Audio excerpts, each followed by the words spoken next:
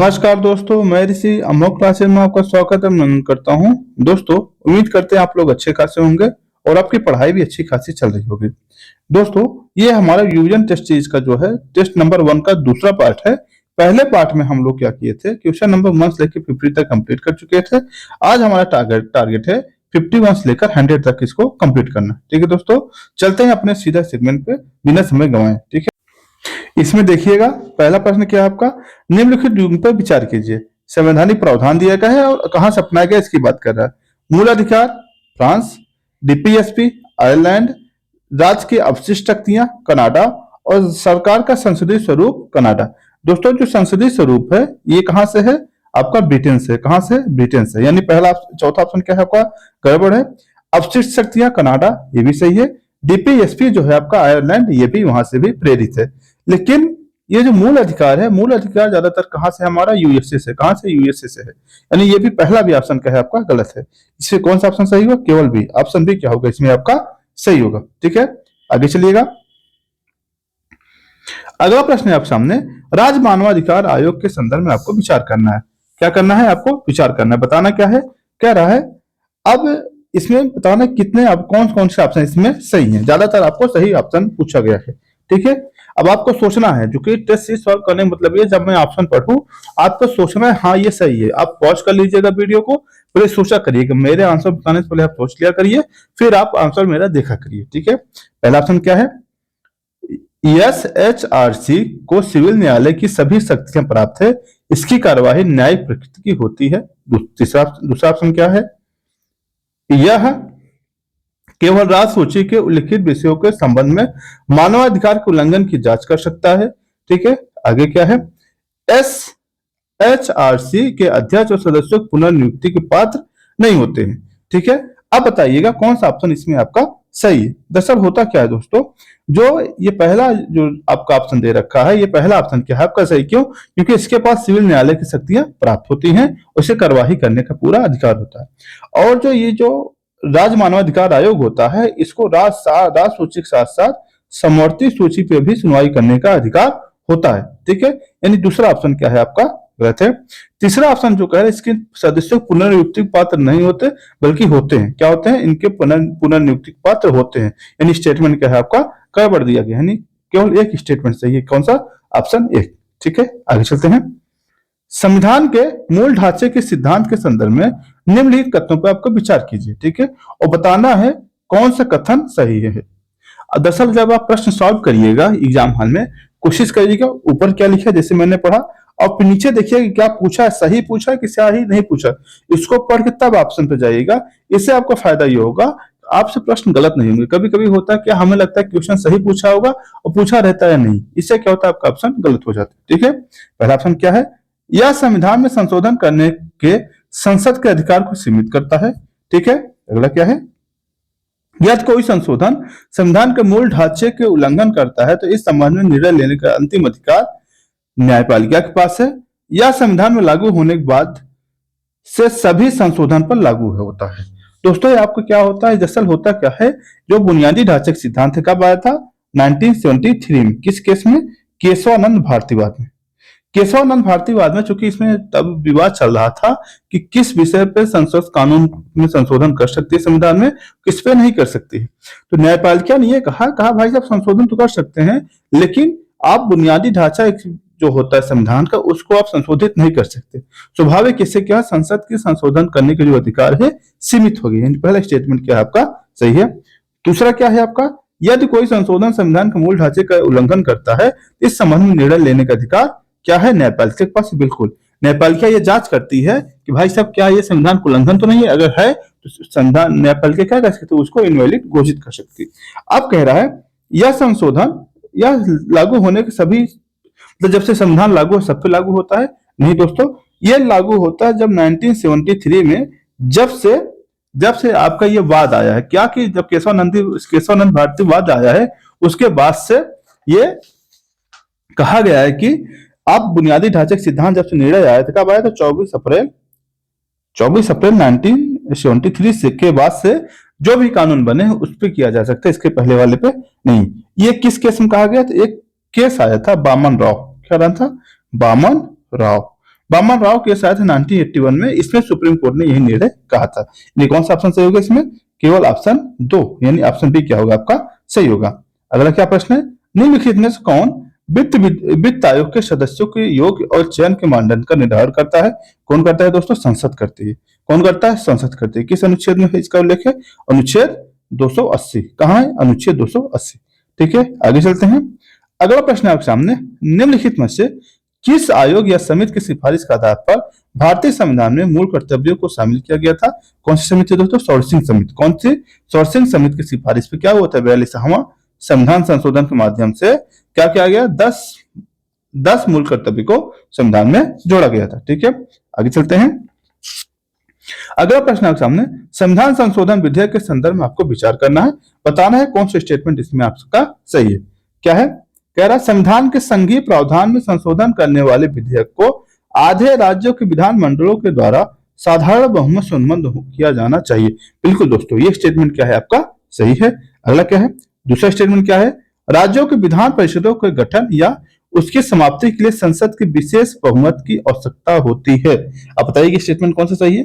दोस्तों, जब विधान परिषद की स्थापना की जाती है किस अनुच्छेद के तहत? अनुच्छेद 169 के तहत।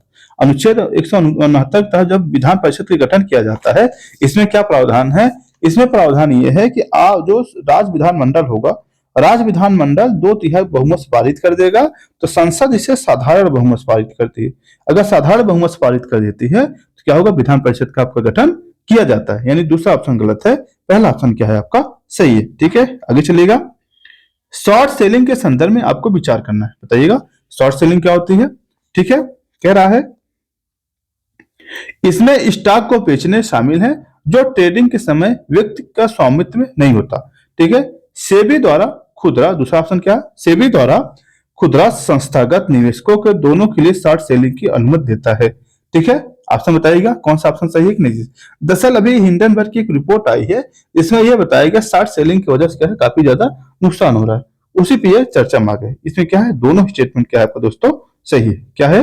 दोनों ही स्टेटमेंट क्या है आपका सही है। ठीक है, आगे चलिएगा। अगला प्रश्न आपका, भारतीय संविधान के संशोधन प्रक्रिया के संदर्भ में आपको विचार करना है। क्या है? संविधान में संशोधन करने, पहला ऑप्शन क्या है देखिएगा, पहला ऑप्शन, संविधान में संशोधन करने वाले विधेयक को राज्य विधानमंडल से शुरू किया जा सकता है। दूसरा ऑप्शन क्या है? गैर सरकारी सदस्य संविधान संशोधन विधेयक को पेश कर सकते हैं। तीसरा ऑप्शन क्या है? तीसरा ऑप्शन कह रहा है संसद के प्रत्येक सदन के लिए संविधान संशोधन विधेयक अलग अलग से पारित करना अनिवार्य है। आप बताइए कितने ऑप्शन आपके सही है। इसमें दोस्तों जो पहला ऑप्शन है कि राज्य विधानमंडल से शुरू किया जाएगा, ये ऑप्शन क्या है आपका गलत है। बाकी दोनों ही स्टेटमेंट क्या है आपके सही है, यानी ऑप्शन बी क्या होगा आपके इसमें सही होगा। अगला क्या है? अगला है डायरेक्ट टू मोबाइल या D2M टेक्नोलॉजी के संदर्भ में आपको विचार करना है। ठीक है, क्या करना है आपको विचार करना है। ऑप्शन क्या दे रखा है क्या है और इसमें पूछा उपयुक्त पद से कौन सा आपका सही है। पहला ऑप्शन क्या है? पहला ऑप्शन कह रहा है टीवी कंटेंट को सीधे मोबाइल फोन पर स्ट्रीम करने के लिए इंटरनेट कनेक्टिविटी की आवश्यकता नहीं पड़ती है। ठीक है, दूसरा ऑप्शन क्या है? दूसरा ऑप्शन कह रहा है 2G और 3G सहित सभी मोबाइलों के मोबाइल नेटवर्क की पीढ़ियों के अनुरूप है। आप बताइएगा क्या कौन सा ऑप्शन इसमें आपका इसमें सही है। ठीक है, इसमें दोस्तों केवल पहला ऑप्शन सही है, बल्कि दूसरा ऑप्शन क्या है आपका गलत है। इसमें सभी प्रकार के मोबाइलों पे नहीं दिया जा सकता। ठीक है, केवल जो स्मार्ट तरीके होते हैं, स्मार्टफोन होते हैं, कौन कौन से 5G ब्रांड वाले, कौन से 5G पे, किस पे 5G पे दिया जाता है, ना कि 2G या 3G पे। ठीक है, यानी दूसरा ऑप्शन गलत है और पहला ऑप्शन क्या है इसमें सही है। ठीक है, आगे चलिएगा। दोस्तों इसमें थोड़ा सा उल्टा दे रखा है, तो हम उल्टे आ जाते हैं सीधा। ठीक है, हाँ अब आइएगा। अगला प्रश्न क्या है आपके सामने? चार्ट क्वेश्चन नंबर 60, 1833 चार्टर अधिनियम के संदर्भ में आपको विचार करना है। ठीक है, अब पूछा क्या इसमें कौन सा स्टेटमेंट आपको इसमें कितने से इसमें सही है। इसने बॉम्बे मद्रास गवर्नर की विधायी शक्तियां समाप्त कर दी गई। दूसरा ऑप्शन क्या है? इसने ईस्ट इंडिया कंपनी के वाणिज्यिक और प्रशासनिक दोनों गतिविधियों को समाप्त कर देगा। तीसरा स्टेटमेंट क्या है? इसने पहली बार भारत में केंद्रीय विधान परिषद की अस्थायी प्रतिनिधित्व की शुरुआत की। अब बताइएगा कौन से स्टेटमेंट का आपका सही इसमें दोस्तों? इसमें जो पहला स्टेटमेंट है, ये पहला स्टेटमेंट बिल्कुल ही सही है, क्योंकि इसमें क्या हुआ था, मद्रास और बॉम्बे जैसे जो प्रांतीय क्षेत्र थे उनको क्या कर दिया, उनको कानून बनाने का अधिकार क्या कर दिया, समाप्त कर दिया गया था। ठीक है, लेकिन इसमें ध्यान देना है, वाणिज्यिक गतिविधियां तो समाप्त हुई थी, लेकिन प्रशासनिक गतिविधियां समाप्त नहीं हुई थी। प्रशासनिक गतिविधियां समाप्त नहीं हुई थी। देखिए, इसलिए ऑप्शन क्या है आपका गलत है। तीसरा ऑप्शन क्या है, इसने पहली बार भारतीय भारतीय विधान की परिषद का, इसमें पहली बार जो भारत में विधान परिषद का गठन किया गया था, कब किया था, 1853 वाले चार्टर एक्ट से। कब हुआ था, 1853 वाले चार्टर एक्ट से, जिससे क्या कहते थे, लघु लघु संसद कहा गया था। क्या कहा गया था, लघु संसद कहा गया था। यानी दूसरा और तीसरा ऑप्शन गलत है, एक ही ऑप्शन सही, यानी ऑप्शन ए आपका है सही है। ठीक है, आगे चलिएगा। अच्छा, क्वेश्चन नंबर 61। ठीक है, भारत में नागरिकता प्राप्त करने के संदर्भ में आपको विचार करना है, बताना क्या है, कौन सा स्टेटमेंट इसमें आपका सही है। देखिएगा, पहला क्या कह रहा है, कह रहा है वर्तमान में भारत के बाहर पैदा हुआ व्यक्ति स्वतः भारत का नागरिक बन सकता है यदि उसके माता पिता कोई भी भारतीय नागरिक हैं। ध्यान देना है दोस्तों, इसमें क्या है, दूसरा ऑप्शन देख लीजिएगा। दूसरा ऑप्शन कह रहा है देशीकरण द्वारा नागरिकता प्राप्त करने के लिए आवेदन करने वाले व्यक्ति के पास भारत में बोली जाने वाली भाषा का पर्याप्त ज्ञान होना चाहिए। अब बताइएगा क्या ऑप्शन इसमें सही है कि नहीं सही है। ठीक है, इसमें ध्यान देना है,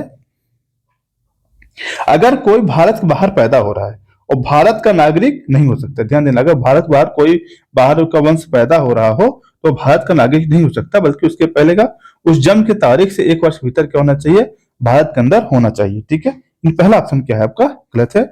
दूसरा भी ऑप्शन दो है दोस्तों आपका, ये इसमें की भाषा होनी चाहिए, ये सब पर्याप्त ज्ञान हो, ऐसा नहीं है। ठीक है, यानी ये भी ऑप्शन आपका गलत है। ऑप्शन क्या होगा, ऑप्शन डी क्या होगा, इसमें आपका सही होगा, यानी दोनों स्टेटमेंट आपका गलत है। ठीक है, किसी विदेशी क्षेत्र में भारत का हिस्सा बनने पर वहां के लोग भारत के नागरिक होंगे, यह निर्दिष्ट करने की शक्ति किसमें है, बताइएगा किसमें है दोस्तों।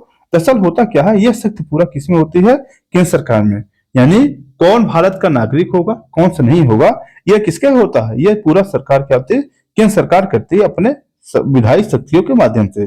क्या होगा, ऑप्शन ए क्या होगा आपका सही होगा। ठीक है, इसमें ना तो निर्वाचन आयोग का योगदान होता है, ना संसद का योगदान होता है, ना तो उच्चतम न्यायालय का योगदान होता है। ठीक है, आगे चलिएगा। 1784 पिट्स एक्ट के संदर्भ में आपको विचार करना है, बताना है क्या, इसने ईस्ट इंडिया कंपनी के निदेशक मंडलों को भारत में राजनीतिक मामले के प्रबंधन करने की अनुमति दी। ठीक है, अगला क्या है, भारत में कंपनी के क्षेत्र की पहली बार भारत में ब्रिटिश क्षेत्र कहा गया, यानी जो कंपनी क्षेत्र था उसे पहली बार क्या कहा गया, क्या कहा गया दोस्तों, उसे कहा गया पहली बार ब्रिटिश क्षेत्र कहा गया। आप बताइएगा इसमें कौन सा ऑप्शन आपका सही है। ठीक है, ऑप्शन क्या है सामने, ए या दो या दोनों। इसमें तो देखना दो, जो ईस्ट इंडिया कंपनी के निदेशक मंडल को भारत में राजनीतिक मामले का प्रबंधन करने का अधिकार दिया गया। दरअसल दोस्तों इस अधिनियम के माध्यम से क्या हुआ था, एक निदेशक मंडल का गठन किया गया था, एक नियंत्रण बोर्ड का गठन किया गया था। किसका किया गया था, एक निदेशक मंडल का, और दूसरा एक निदेशक मंडल था, दूसरा नियंत्रण बोर्ड था। नियंत्रण बोर्ड था, जो नियंत्रण बोर्ड था दोस्तों, इसका नाम क्या था, इसका काम था कंपनी का राजनीतिक मामला, जो कंपनी का राजनीतिक मामला था वो काम करता था, और जो निदेशक मंडल था वो क्या करता था आपका, वो कंपनी के वाणिज्यिक मामले से संबंधित है, कितना, कंपनी के वाणिज्यिक मामले से। ठीक है, यानी पहला ऑप्शन गलत है, दूसरा ऑप्शन क्या है आपका सही है, यानी ऑप्शन बी क्या होगा आपका सही होगा। ठीक है, आगे चलिएगा।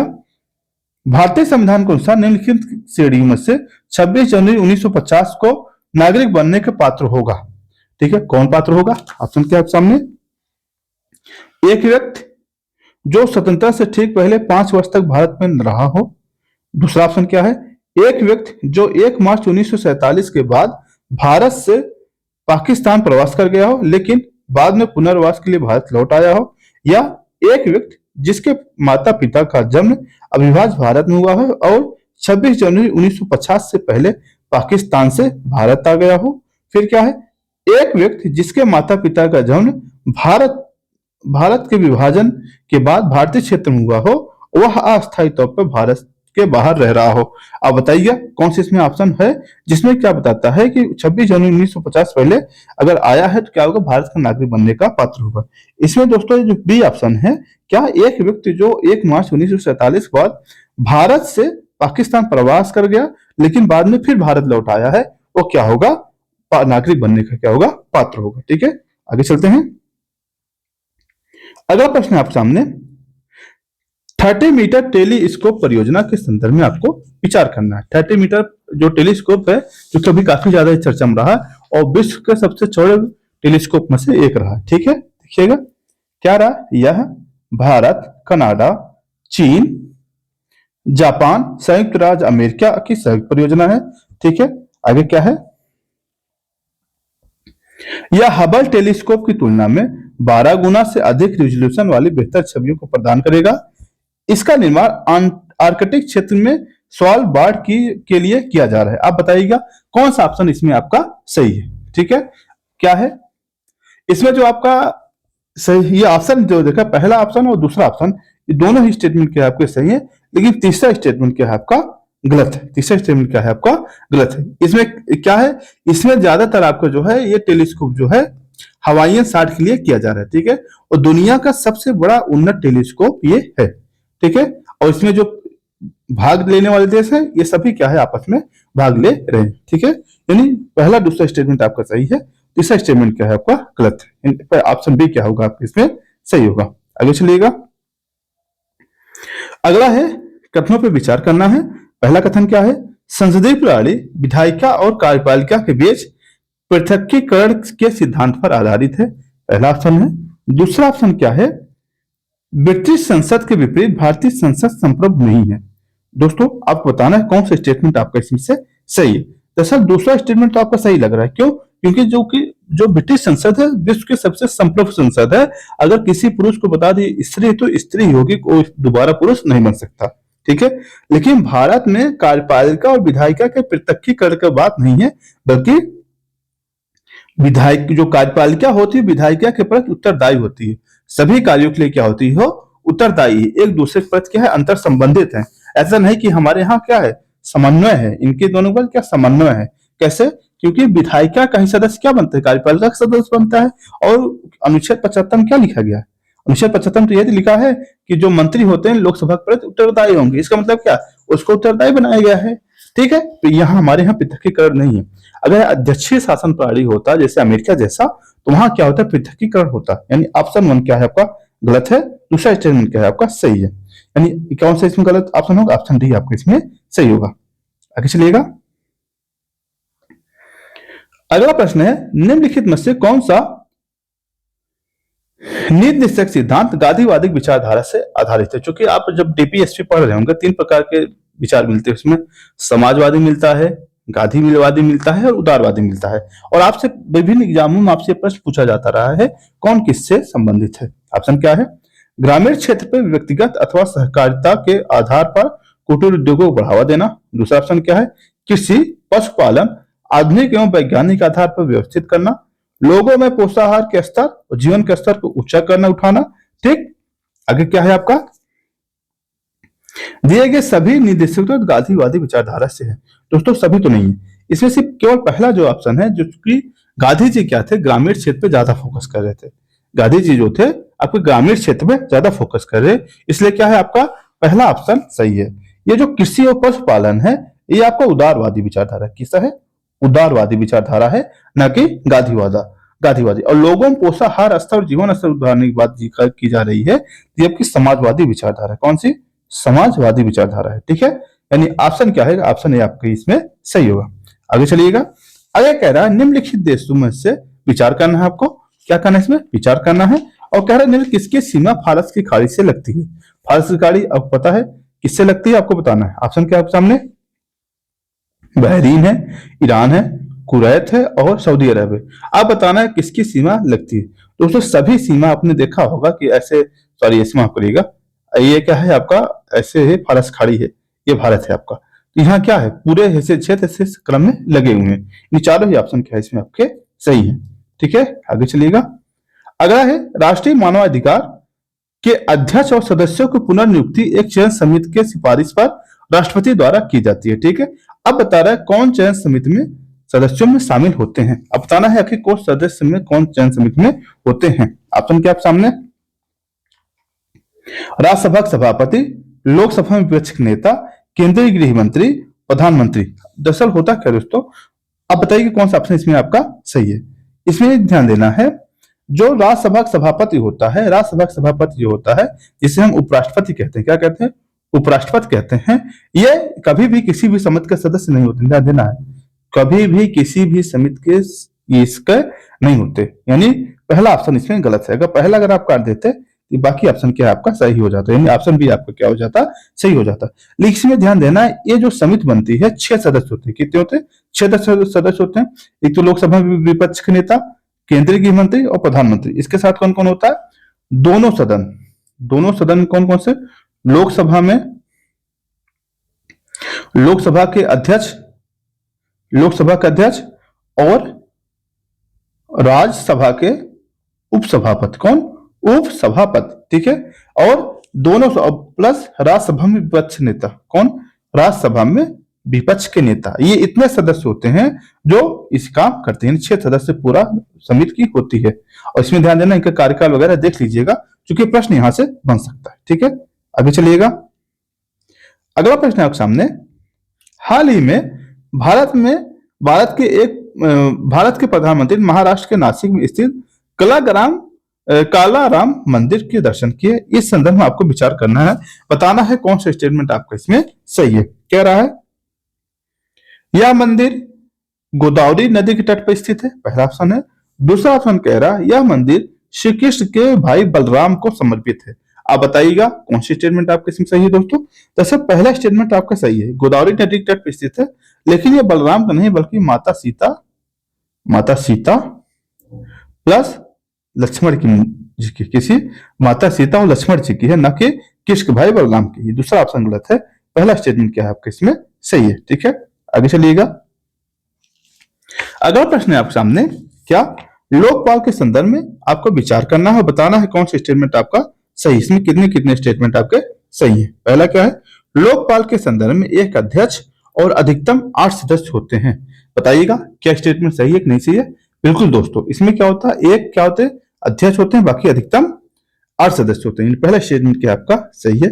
दूसरा क्या कह रहा है, लोकपाल के 50% सदस्य न्यायिक सेवा से होंगे। बिल्कुल दोस्तों, इसके जो 50% सदस्य होते हैं वो न्यायिक सेवा से होते हैं, ठीक है। आगे चलते हैं। अगला क्या है, प्रधानमंत्री केंद्रीय गृह मंत्री सदस्यों को लोकपाल के अधिकार से बाहर रखा गया।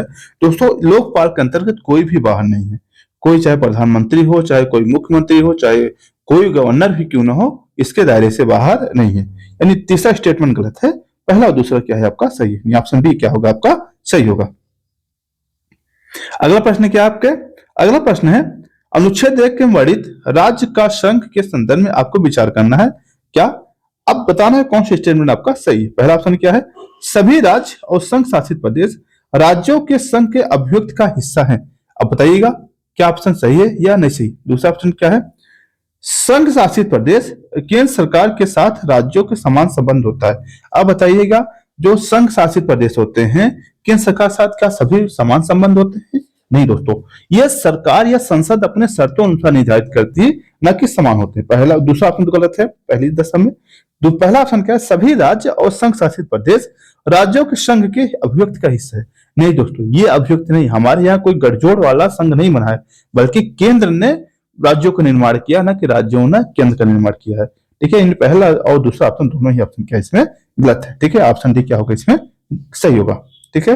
आगे चलते हैं, क्वेश्चन नंबर 74 देखते। निम्नलिखित में से कितने भारतीय संविधान द्वारा वाक अभिव्यक्ति की स्वतंत्रता अनुच्छेद 19(2) में उल्लिखित आधारों पर युक्त प्रतिबंध लगाए के अंतर्गत आ सकती है। इसका मतलब ये है, जो अनुच्छेद 19 में जो आपको स्वतंत्रता दी गई है उसके कुछ प्रतिबंध लगाए जाते हैं, और कौन कौन सा उसके अंतर्गत आता है। क्या है, एक खुफिया अधिकारी द्वारा गोपनीय सामग्री को लीक करना, ठीक है। अगला क्या है, भाषण में हथियार उठाने के लिए प्रेरित करना, ठीक। अगला क्या है, लोकसभा में सरकार की स्थिरता को बाधित करने वाला भाषण, या फिर न्यायालय में अवमानना। अब बताइए इसमें कौन सा स्टेटमेंट आपका सही है। दरअसल दोस्तों आप देखेंगे जो तीसरा ऑप्शन है, लोकसभा में सरकार की स्थिरता को बाधित करने वाला भाषण, ऐसा कुछ नहीं, ये आपके युक्त निबंधन के अंतर्गत नहीं, यानी तीसरा ऑप्शन आपका गलत है। बाकी तीनों स्टेटमेंट क्या है आपके सही है, ठीक है। यानी इसमें ऑप्शन सी क्या होगा आपका सही होगा, ठीक है। आगे चलिएगा। अगला प्रश्न है, भारतीय संविधान के संशोधन के संदर्भ में आपको विचार करना है। क्या है? संविधान में संशोधन की मांग करने वाले विधेयक को राष्ट्रपति की पूर्व स्वीकृति की आवश्यकता नहीं होती है। ठीक है। दूसरा ऑप्शन क्या है? संविधान संशोधन से संबंधित सभी विधेयक को आधे राज्य की अनुसमर्थन मिलना चाहिए। आप बताइए कौन सा स्टेटमेंट आपका इसमें सही है। ध्यान देना है दोस्तों, पहला स्टेटमेंट क्या है आपको तो सही है, लेकिन ये जो दूसरा स्टेटमेंट है, सभी विधेयक को राज्यों आधे राज्यों को अनुसमर्थन मिलना चाहिए, ये नहीं से। क्यों? क्योंकि जो संघीय विषय होंगे, अगर संघीय विषय से संबंधित कोई संशोधन हो रहा होगा तभी आधे राज्यों को समर्थन चाहिए, बाकी के लिए नहीं चाहिए। यानी क्या है, दूसरा स्टेटमेंट क्या आपका गलत है, पहला स्टेटमेंट क्या है आपका सही है। ऑप्शन ए क्या होगा आपका सही होगा। ठीक है, आगे चलते हैं। अगला प्रश्न आपके सामने, भारत के नियंत्रक एवं महालेखा परीक्षक यानी कैग के संदर्भ में आपको विचार करना है और बताना है कौन सा स्टेटमेंट आपका इसमें सही है। देखना, इसमें बार बार मैं इसलिए शुरुआत करता हूं जब आपको पढ़ना कैसे प्रश्न, आप गलती मत करके चले आएगी क्या ऑप्शन मार्क चले आए। ठीक है, देखिएगा, कैग भारतीय लेखा परीक्षण और लेखा विभाग का प्रमुख मुखिया होता है। कैग को हटाने के लिए संसद की मंजूरी की आवश्यकता नहीं पड़ती है। ठीक है। तीसरा ऑप्शन क्या है? राष्ट्रपति संघ और राज्यों की लेखाओं की परीक्षा के संदर्भ में कैग के कर्तव्य और शक्तियों का निर्धारित करता है। आप बताइए इसमें कौन सा स्टेटमेंट आपका इसमें सही है। ठीक है, इसमें ध्यान देना है दोस्तों, केवल जो पहला ऑप्शन है, पहला ऑप्शन तो आपका सही लग रहा है। क्यों? क्योंकि कैग जो है भारतीय लेखा का परीक्षक का मुखिया होता है, लेकिन कैग को हटाने के लिए संसद की मंजूरी होती है। क्यों? क्योंकि आपको पता है जिस प्रकार से आपके सुप्रीम कोर्ट के न्यायाधीश हटाए जाते हैं, सुप्रीम कोर्ट न्यायाधीश हटाए जिस प्रक्रिया के आधार पर, उसी प्रक्रिया से कैग को भी हटाया जा सकता है। इन दूसरा स्टेटमेंट क्या है आपका गड़बड़ है। फिर कह रहा है कि राष्ट्रपति संघ और राज्यों की लेखाओं के परीक्षण के लिए कर्तव्य सही कर सकते हैं। ध्यान देना है दोस्तों, जब 1976 में संशोधन हुआ था, आपको इनके शक्तियों कार्यों को पृथक कर दिया था, और ये करने का अधिकार क्या है उनको, कैग के कोई काम करने के देना है, कौन सा अधिकार क्षेत्र देना है, ये काम होता है संसद का। क्यों? क्योंकि ये संसद का रिप्रेजेंटेटिव होता है, और जो कैग होता है वो संसद के प्रति रिस्पॉन्सिबल होता है, संसद ही उसे सारा कार्य और दायित्व सौंपती है। इसलिए क्या है, तीसरा स्टेटमेंट क्या है आपका गड़बड़ है, और पहला स्टेटमेंट आपका सही। केवल ऑप्शन क्या हो, ए आपका क्या होगा सही होगा। ठीक है, आगे चलते हैं। निम्नलिखित कथनों पर विचार कीजिए। पहला ऑप्शन क्या है? भारत के संविधान में द्विस्तरीय शासन लेकिन एकल नागरिकता की परिकल्पना की गई है, जबकि अमेरिका में दोहरी नागरिकता की प्रावधान है। ठीक है। दूसरा ऑप्शन क्या है? चूंकि भारत में सभी नागरिक चाहे वे किसी भी राज्य में जन्मे हो या रहते हो, उन्हें नागरिकता के समान राजनीतिक और नागरिक अधिकार प्राप्त हैं, जबकि संयुक्त राज्य अमेरिका में राज्य के नागरिक की नागरिकता के भेदभाव किया जा सकता है। आप बताइए कौन सा स्टेटमेंट आप इसमें सही है, सही स्टेटमेंट पूछा है। दरअसल जो पहला स्टेटमेंट अगर बारीकी से ध्यान दिया जाए कि भारत के संविधान द्विस्तरीय शासन प्रणाली है, भारत में द्विस्तरीय बल्कि त्रिस्तरीय है। कैसी है? त्रिस्तरीय। कैसे, कौन कौन सा है? एक केंद्र सरकार पहले पे, दूसरे पे राज्य सरकार, और तीसरे पे स्थानीय शासन। ये तीन स्तर हैं। अगर इस आधार पर देखें तो पहला स्टेटमेंट गलत लग रहा है, लेकिन अगर सेंट्रल लेवल पर देखा जाए, जो कि अंतरराष्ट्रीय लेवल पर देखा जाए, तो पहला स्टेटमेंट आपका सही लग रहा है। क्यों? क्योंकि द्विस्तरीय शासन प्रणाली है। ठीक है, और प्लस अपने यहाँ क्या एकल नागरिकता है, ना कि डबल नागरिकता है। अमेरिका में क्या है, राज्यों की नागरिकता अलग होती है और केंद्र की नागरिकता अलग होती है। इन स्टेटमेंट आपका सही है। दूसरा भी क्या है आपका सही है, यानी ऑप्शन क्या होगा, ऑप्शन सी क्या होगा आपका इसमें सही होगा। ठीक है, आगे चलिएगा। आगे है आपका भारत शासन अधिनियम 1919 के संदर्भ में आपको विचार करना है और बताना है आपका कौन सा स्टेटमेंट आपका इसमें से सही है। क्या पूछा है, कौन सा स्टेटमेंट आपका क्या इसमें से सही है। ठीक है, देखिएगा, कह रहा इसमें केंद्रीय विधान परिषद के स्तर पर द्विसदनीय व्यवस्था का प्रावधान किया गया था। ठीक है। दूसरा क्या है, इसमें आंग्ल भारतीय और यूरोपियों के लिए भी पृथक निर्वाचन का प्रावधान किया गया था। तीसरा क्या है, इसने लंदन से भारत के उच्चायुक्त कार्यालय का सृजन किया था। आप बताइएगा इसमें कौन सा स्टेटमेंट सही है। दोस्तों इसमें पहला जो स्टेटमेंट है बिल्कुल सही है। क्यों? क्योंकि इसमें क्या केंद्र, चूंकि जो हुआ था, दो जो प्रांतीय विधानसभा है तो उसको दो भागों में बांट दिया था। उसमें एक विधान परिषद था, एक और सॉरी जो केंद्रीय संसद थी उसको दो भागों में बांट दिया गया था। कौन था? एक राज्यसभा थी, राज्यसभा, और दूसरी थी लोकसभा। कौन थी? लोकसभा। यानी पहला स्टेटमेंट क्या है आपका सही है। इसमें क्या हुआ था, दूसरा जो था, पहली बार जो 1919 में जो अधिनियम आया था, 1919 में क्या हुआ था, मुस्लिमों को पृथक निर्वाचन दिया गया था और इसमें क्या किया गया था और विस्तार कर दिया गया। दूसरा स्टेटमेंट सही है और तीसरा भी सही है, यानी ऑप्शन सी क्या होगा आपके इसमें से सही होगा। ठीक है, आगे चलिएगा। निम्नलिखित कथनों पे आप विचार करना है और बताना है। सुर्खियों में रहे टोटलाइजेशन एग्रीमेंट, क्या नाम है इसका, टोटलाइजेशन एग्रीमेंट के संदर्भ में आपको बताना है कौन सा स्टेटमेंट आपका इसमें से, मतलब कौन सर्वोत्तम वर्णन करता है, टोटलाइजेशन एग्रीमेंट को कौन सर्वोत्तम वर्णन करता है, आपको ये बताना है। ठीक है, देखिएगा इसमें से एक थोड़ा पेन पतला कर लिया जाए। ठीक है, कह रहा यह एक ऐसा समझौता है जिसके माध्यम से दो या दो से कम शून्य प्रशुल्क या जैसे उपायों को माध्यम से एक दूसरे से अधिक बाजार तक पहुंच प्रदान किया जा सकता है। यह देशों के बीच एक समझौता है जो दोनों देशों के बीच दोहरी सामाजिक सुरक्षा कटौती को समाप्त करता है। ठीक है, यह आधार क्षरण और लाभ हस्तांतरण को रोकने के लिए दो देशों के बीच एक समझौता है। यह सैनिटरी फाइटो सैनिटरी उपायों को जैसे गैर टैरिफ बाधाओं को समाप्त करने के सुनिश्चित करता है। ठीक है, ऑप्शन इसमें कौन सा सही होगा दोस्तों, इसमें ऑप्शन क्या होगा आपका, ऑप्शन बी क्या है आपके इसमें सही। ठीक है, आगे चलते हैं। अगला प्रश्न है आपसे, क्वेश्चन नंबर 80 क्या है, संविधान के संदर्भ में आपको विचार करना है। ठीक है, पहला स्टेटमेंट क्या है, यह नागरिक के बीच और नागरिकों के बीच तथा नागरिकों और सरकार के बीच संबंधों को निर्धारित करता है। ठीक है, दूसरा स्टेटमेंट क्या कह रहा है, यह निर्दिष्ट करता है कि किसी समाज में निर्णय लेने की शक्ति किसके पास है। दोस्तों बताइए कौन से स्टेटमेंट से, दोनों स्टेटमेंट क्या है आपके इसमें सही, क्यों, क्योंकि इसमें हमें नागरिक के क्या अधिकार और कर्तव्य होंगे, सरकार के क्या अधिकार और कर्तव्य होगा, और दोनों एक दूसरे के लिए क्या किएंगे, इसका प्रावधान किया गया किसके माध्यम से, फंडामेंटल राइट, फंडामेंटल ड्यूटीज, इन सब के माध्यम से प्लस डीपीएसपी के माध्यम से ये सारे प्रावधान किए गए हैं। ठीक है, आगे चलिएगा, यानी ऑप्शन सी क्या होगा आपका इसमें सही होगा। ठीक है, आगे चलते हैं। अगला प्रश्न है आपका, किसी राज्य के महाधिवक्ता के संदर्भ में आपको कथनों पर विचार करना है। ठीक है, आप बताना है राज्य के महाधिवक्ता के संदर्भ में कौन सा स्टेटमेंट आपका इसमें से सही है। क्या है, महाधिवक्ता एक ऐसा व्यक्ति होना चाहिए जो उच्च न्यायालय के न्यायाधीश नियुक्त होने के योग्य हो। ठीक है, दूसरा स्टेटमेंट क्या है, उसे वेतन भत्तों और सेवा शर्तों के निर्धारण संबंधित राज्य विधानमंडल करती है। ठीक, अगला क्या है, वह राज्य के राज्यपाल के पश्चात पर्यंत पद धारण करता है। आप बताइए कौन सा स्टेटमेंट आपका इसमें से सही है। दरअसल पहला स्टेटमेंट आपका सही है, क्यों, क्योंकि उसे वही योग्यता होना चाहिए जो हाई कोर्ट के एक न्यायाधीश की योग्यता होनी चाहिए। ये पहला स्टेटमेंट क्या है आपका सही है। दूसरा क्या कह रहा है, उसे वेतन भत्ते सेवा शर्तें के निर्धारण का राज्य विधानमंडल करती है। दोस्तों इसे वेतन भत्ता नहीं बल्कि क्या मिलता है, पारिश्रमिक मिलता है। क्या मिलता है, पारिश्रमिक जो होता है, और क्यों निर्धारित करता है, राज्यपाल निर्धारित करता है। ठीक है, न कि राज्य विधानमंडल। ठीक है, दूसरा स्टेटमेंट क्या है आपका इसमें से गलत है। ठीक है, आगे चलते हैं। ठीक, यानी स्टेटमेंट क्या होगा, केवल दो स्टेटमेंट क्या है आपका इसमें सही है, और इसे राज्यपाल के पश्चात पर्यंत क्या करता है, पद धारण करता है।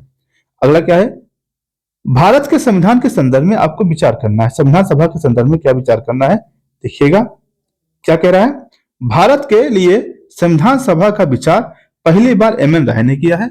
आप बताइए क्या स्टेटमेंट सही है नहीं सही है। ठीक है, अगला क्या है, इसका गठन 1945 में बेबल प्लान के द्वारा तैयार की गई योजना के तहत हुआ था। ठीक है, अगला क्या है, इसके सदस्यों का चुनाव अप्रत्यक्ष रूप से केंद्रीय विधान परिषद द्वारा किया गया था। आप बताना है इसमें से कौन सा स्टेटमेंट आपका इसमें से सही है। दोस्तों जो पहला स्टेटमेंट है ये तो सही है। दूसरा जो कह रहा है कि 1945 बेबल प्लान के द्वारा किया गया था, नहीं बल्कि किसके द्वारा किया था, कैबिनेट मिशन। कौन होता, कैबिनेट मिशन। ठीक है, कैबिनेट मिशन द्वारा तैयार किया गया था। नहीं, दूसरा स्टेटमेंट क्या है आपका गड़बड़ है। और कह रहा है इसके सदस्यों का चुनाव अप्रत्यक्ष रूप से केंद्रीय विधान परिषद, नहीं दोस्तों केंद्रीय विधान परिषद नहीं की थी बल्कि राज्य की विधान परिषद की थी। कौन थी, राज्य विधान परिषद की थी। ठीक है, यानी तीसरा भी स्टेटमेंट क्या है आपका गलत है। ऑप्शन ए आपका सही होगा, यानी केवल एक स्टेटमेंट क्या है इसमें से सही। आगे क्या कह रहा है, निम्नलिखित में से कौन सा लोकतंत्र की एक अनिवार्य विशेषता है। अब बताइए कौन सा अनिवार्य विशेषता है। लोकतंत्र क्या है, लोकतंत्र का मतलब यह होता है जहां जन भागीदारी अधिक हो, जनता ही अपना निर्णय स्वयं लेती हो। ठीक है, आप बताइए लिखित संविधान हो। अच्छा, दूसरा का स्वतंत्र, पहला क्या है लिखित संविधान हो, दूसरा है स्वतंत्र और निष्पक्ष चुनाव हो, तीसरा क्या सरकार की संसदीय प्रणाली हो, या सरकार का गणतंत्र स्वरूप। अब बताइए कौन सी स्टेटमेंट सही होगी इसमें दोस्तों? जो स्वतंत्र और निष्पक्ष चुनाव हो, इसमें इससे क्या हो, चुनाव से क्या होगा, जनता की भागीदारी बढ़ेगी, जनता की भागीदारी बढ़ेगी, इससे क्या होगा, ये आपका लोकतंत्र का सबसे बड़ी विशेषता है, क्योंकि लोकतंत्र में सबसे बड़ी विशेषता क्या है, आपकी जन भागीदारी होना। ठीक है, आगे चलिएगा। आगे आपसे क्या है, संविधान सभा की समितियां दे रखा है और पूछा है कौन सी स्टेटमेंट आपके इसमें सुमेलित है, मतलब कौन सा सुमेलित है, आप बताइएगा। ठीक है, देखिएगा क्या है। पहला क्या है, राज्य समिति जवाहरलाल नेहरू, दूसरा क्या है, प्रक्रिया समिति वल्लभ भाई पटेल। ठीक है, आगे क्या है, संचालन समिति राजेंद्र प्रसाद। आप बताइए कौन सा इसमें सुमेलित है? तो सर पहली जो समिति राज्य समिति जो है, ये तो आपके जवाहरलाल नेहरू जी थे, बिल्कुल सही है। ठीक है, हुआ क्या थे, राज्यों से वार्ता कर रहे थे। ठीक है, अगला क्या, प्रक्रिया समिति जो थी दोस्तों, ये आपके वल्लभ भाई पटेल नहीं बल्कि राजेंद्र प्रसाद जी थे। कौन थे? राजेंद्र प्रसाद ही थे। ठीक है, और संचालन समिति के भी कौन था, डॉक्टर राजेंद्र प्रसाद थे। यानी ऑप्शन कौन था, 1 और 3 आपका क्या होगा, सही होगा। ऑप्शन सी क्या होगा इसमें से सही होगा। ठीक है, आगे चलिएगा।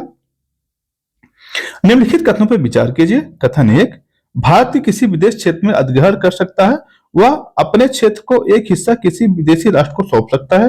ठीक है, ठीक है। दूसरा स्टेटमेंट क्या कह रहा है, दूसरा कह रहा है कि भारतीय संविधान के प्रस्ताव में संप्रभुता का अर्थ भारत के ऊपर कोई भी प्राधिकार नहीं है और वह अपने मामले में संचालन करने के स्वतंत्र है। आप बताइए कि इसमें कौन सा स्टेटमेंट आपका इसमें से सही है। दोस्तों इसमें जो ऑप्शन दे रखे हैं, इसमें दोनों स्टेटमेंट क्या है आपका सही है, उसका व्याख्या भी करता है।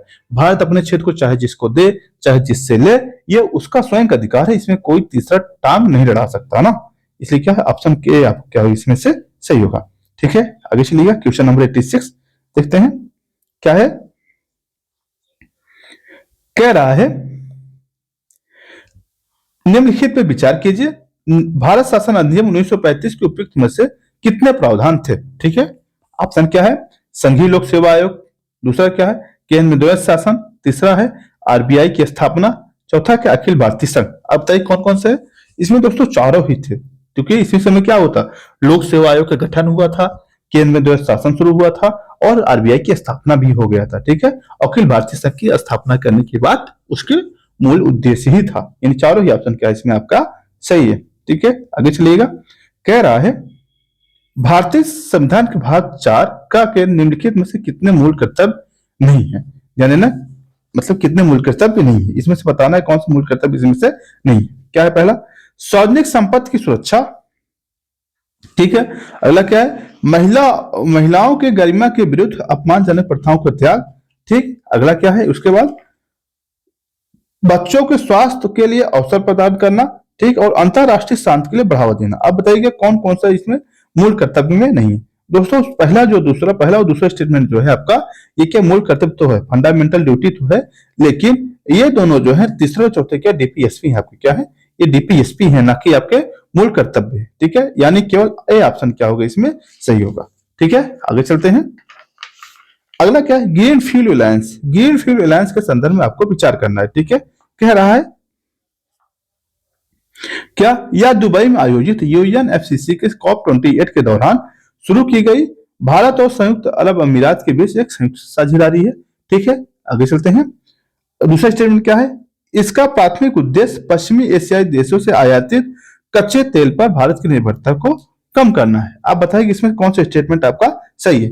दोस्तों ये जो पहल है, ये भारत और डेनमार्क की है। किसकी है, भारत प्लस डेनमार्क की, भारत प्लस डेनमार्क की, यानी पहला स्टेटमेंट क्या है आपका गड़बड़ है। दूसरा कह रहा है माफ करिएगा, इसका प्राथमिक उद्देश्य पश्चिमी एशियाई देशों को आयातित कच्चे तेल को भारत की निर्भरता कम करना, बल्कि ऐसा नहीं, बल्कि क्या करना है, हमें हरित अर्थव्यवस्था की ओर बढ़ना है। क्या है, हरित अर्थव्यवस्था को बढ़ना है और नवीकरणीय ऊर्जा का उत्पादन करना है। क्या है, नवीकरणीय ऊर्जा का उत्पादन करना है। ठीक है, ये दोनों स्टेटमेंट क्या आपके गड़बड़ है। ऑप्शन डी क्या होगा आपका इसमें सही होगा। ठीक है, आगे चलिएगा। भारतीय स्वतंत्रता अधिनियम 1947 के संदर्भ में आपको विचार करना है और बताना है कौन सा स्टेटमेंट आपका सही नहीं। क्या कह रहा है, इसने भारत के राज्य सचिव को पद को समाप्त कर दिया गया और इसकी शक्तियां भारत के गवर्नर जनरल को स्थानांतरित कर दी गई। ठीक है, दूसरा स्टेटमेंट क्या है आपका, इसने भारतीय संविधान सभा के नए भारतीय संविधान को नए संविधान का मसौदा तैयार करने के लिए लागू होने तक समान कानून को बनाने का अधिकार दिया गया। ठीक है, आगे क्या कह रहा है, इसने वायसराय का पद समाप्त कर दिया और उसके स्थान पर गवर्नर जनरल के पद का सृजन किया और जिसकी नियुक्ति ब्रिटिश ताज के द्वारा की गई थी। फिर इसने भारतीय रियासतों को स्वतंत्रता दे दी, और चाहे वह डोमिनियन कहो या फिर पाकिस्तान। आप बताइए कौन सा स्टेटमेंट आपके इसमें से क्या है, सही नहीं है। दरअसल दोस्तों ये जो पहला स्टेटमेंट क्या है आपका इसमें, यही सही नहीं है, बाकी स्टेटमेंट क्या है आपका इसमें सही है। ठीक है, आगे चलते हैं। क्या है, हाल ही में भारत सरकार ने राष्ट्रपति की मंजूरी से 16वें वित्त आयोग, कौन सा 16वें वित्त आयोग का क्या किया, गठन किया है। अगर किस अनुच्छेद के तहत किया जाता है, ऑप्शन क्या है सामने, 150, 370, 280, 110।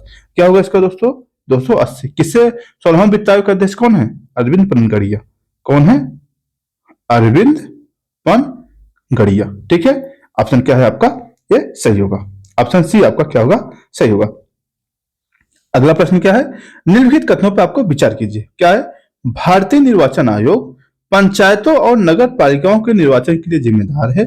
ठीक है, अगला क्या है, भारत के संविधान में अनुच्छेद 324 के में यह प्रावधान है, चुनाव के संचालन की जिम्मेदारी भारत के चुनाव आयोग की है। इसमें आप बताना है कौन सा स्टेटमेंट आपके इसमें से सही है। ठीक है, कौन सा स्टेटमेंट आपका इसमें से सही है। दरअसल दोस्तों जो पहला स्टेटमेंट है ये आपका गड़बड़ है। क्यों, कि जो पंचायतों का चुनाव होता है, नगर पालिकाओं का जो चुनाव होता है, कौन करता है, राज्य निर्वाचन आयोग करता है। कौन करता है, राज्य निर्वाचन आयोग करता है, न कि भारत का निर्वाचन आयोग। ये पहला स्टेटमेंट गड़बड़ है, दूसरा स्टेटमेंट क्या है आपका सही है, ऑप्शन डी आपका सही होगा। ठीक है, आगे चलिएगा। अगला प्रश्न है आपके सामने, निम्नलिखित में से लाभों पर विचार कीजिए। निम्नलिखित लाभों पर आप विचार करना है, बताना है। क्या है, क्या कह रहा है, सरकार किसके लाभ के बारे में पूछा, पहले इसको देख लीजिए। कितने लाभों को लोकतंत्र के लाभों के रूप में माना जाता है, आखिर लोकतंत्र का क्या लाभ है, इसको किसके रूप में माना जा सकता है। सरकार को अधिक जवाबदेह होना, निर्णय की गुणवत्ता में सुधार, दूसरे की तुलना में विवादों का बेहतर तरीके से समाधान। अब बताइए कौन सबसे ज्यादा लाभ है। बिल्कुल दोस्तों, जब इस लोकतंत्र होगा क्या होगी, सरकार जनता पर जवाबदेह होगी। ठीक है, जब कई लोग निर्णय मिलकर लेते हैं क्या होता है, लोकतंत्र निर्णय कैसा होता है, अच्छा होता है। दूसरा स्टेटमेंट सही है, प्लस विवाद भी क्या होगा, अच्छे तरीके से क्या किया जा सकता है, समाधान किया जा सकता है। यानी ऑप्शन क्या सही होगा इसमें, ऑप्शन सी, यानी ऑप्शन तीनों स्टेटमेंट क्या है आपके इसमें से सही है। ठीक है, अगला प्रश्न क्या है, भारतीय राज्य व्यवस्था के संदर्भ में क्या है, भारतीय राज्य व्यवस्था के संदर्भ में आपको निम्नलिखित में से किस या किन मामलों में संघ लोक सेवा आयोग को परामर्श किया जाता है। अब बताना है आखिर संघ लोक सेवा आयोग से सरकार का परामर्श लेती है। ठीक है, पिछड़ी जाति की नियुक्ति में आरक्षण देने के मामले में, ठीक है, किसी प्राधिकरण के अध्यक्ष के चयन के संबंधित मामले में, या सिविल सेवाओं की भर्ती के पद्धतियों के संबंधित मामले में। बताना है कौन सी स्टेटमेंट आपका सही है। दोस्तों जो पहला स्टेटमेंट है, पिछड़ी जाति की नियुक्ति और आरक्षण के मामले में, ऐसा सरकार इनसे कभी सरकार का निर्णय है ना, किसको आरक्षण देना किसका नहीं लेना है। आयोग से क्या मतलब इसमें, यानी पहला स्टेटमेंट क्या आपका गड़बड़ है। और प्लस किसी अध्यक्ष का जो चयन करना है, इसमें कहीं भी आपने नहीं पढ़ा होगा कि लोकसभा के अध्यक्ष से कभी परामर्श लिया जाए। ठीक है, सरकार किसी भी परामर्श नहीं लेती। नहीं, पहला दूसरा स्टेटमेंट गड़बड़ है, बल्कि तीसरा स्टेटमेंट क्या है आपका सही है। ऑप्शन ए क्या होगा आपके इसमें से सही होगा। ठीक है, आगे चलिएगा। अगला प्रश्न है आपका 94 नंबर, क्या है, हाल ही में वित्त मंत्रालय ने, क्या है, हाल ही में वित्त मंत्रालय ने कोयला नियंत्रण संगठन के पुनर्गठन की मंजूरी प्रदान की। ठीक है, कह रहा है इस संदर्भ में कोयला नियंत्रक संगठन के कार्यों को विचार करना है। बताना है कौन सा स्टेटमेंट आपके इसमें से सही है। कह रहा कोयला के ग्रेड आकार की घोषणा के संबंध में उपभोक्ताओं और मालिक के बीच विवाद की स्थिति और अपीली प्राधिकरण के रूप में कार्य करना। ठीक है, दूसरा स्टेटमेंट क्या है, कोयले खदानों में कोयले के स्टॉक में निपटान या कोयले का अपेक्षित उत्पादन को विनियमित करना। ठीक है, आगे क्या है, कोयला खदान, कोयला सीम या कोयला सीम एक हिस्से को खोलना या फिर से खोलने के लिए किसी खदान को विभाजित करना। ठीक है, अगले क्या है, केंद्र और राज्य की सरकार के विभिन्न मंत्रालय को राष्ट्रीय अंतरराष्ट्रीय संगठन की मासिक आधार पर कोयले खदान के उत्पादन संबंधी डेटा प्रस्तुत करना। बताइए कौन स्टेटमेंट इसमें सही है। दोस्तों इसमें चारों ही स्टेटमेंट क्या है आपका सही है, चारों स्टेटमेंट क्या है आपका इसमें से सही है। ठीक है, ऑप्शन डी क्या होगा आपके इसमें से सही होगा। ठीक है, कह रहा है अब कह रहे निम्नलिखित कथनों पर विचार करना, बताना है कितने व्यक्ति को भारत में जन्मे नागरिकता प्राप्त होगी। यानी ऐसे कौन कौन से व्यक्ति होंगे अगर भारत में जन्म ले लेते हैं तो उनकी नागरिकता प्राप्त हो जाती है। ठीक है, क्या होगा? भारत में पदस्थ विदेशी राजनयिक के बच्चे, भारत में निवास करने वाले शत्रु देश के नागरिकों के बच्चे, या अवैध प्रवासी। अब बताइए कौन हो सकता है? दोस्तों ये तीनों ही नहीं हो सकते। तीनों ही क्या करते? भारत के जन्मे नागरिक नहीं हो सकते। क्यों? ये को बताइए कोई विदेशी राजनयिक आया है यहाँ, उसके बच्चे पैदा हो गए तो उसका नागरिक हो जाएगा? नहीं, ऐसा नहीं है। ठीक है, क्यों? क्योंकि उसके माता पिता कहाँ का होना चाहिए? भारत के होने चाहिए। ठीक है, माता पिता पितामह 5-10 साल पहले से यहाँ पे रहते हो। और शत्रु देश से कोई मतलब होता नहीं। अवैध प्रवासी बच्चा, ये बताइए जितने रोहिंग्या आए हैं क्या भारत के नागरिक हो सकते हैं? नहीं, ऐसे नहीं हो सकते। यानी चारों स्टेटमेंट क्या है आपके इसमें से? तीनों स्टेटमेंट क्या आपको गलत है? ऑप्शन डी क्या होगा आपके इसमें से सही होगा। ठीक है, आगे चलिएगा। अगला प्रश्न क्या? हाल ही में भारत के मौसम विज्ञान संगठन ने अपनी 150वीं वर्षगांठ बनाई। ठीक है, इस संदर्भ में आपको बताना है आईएमडी के निम्नलिखित कदमों पर आप विचार करना। ठीक है, पहला स्टेटमेंट क्या कर रहा है? यह भारत के भूकंपीय गतिविधियों की निगरानी के लिए भारत सरकार की नोडल एजेंसी है। ठीक है, दूसरा क्या है?